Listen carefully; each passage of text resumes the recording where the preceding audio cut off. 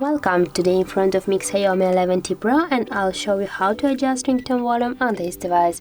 So first you should go to the settings, and right there you'll see the sounds and vibration.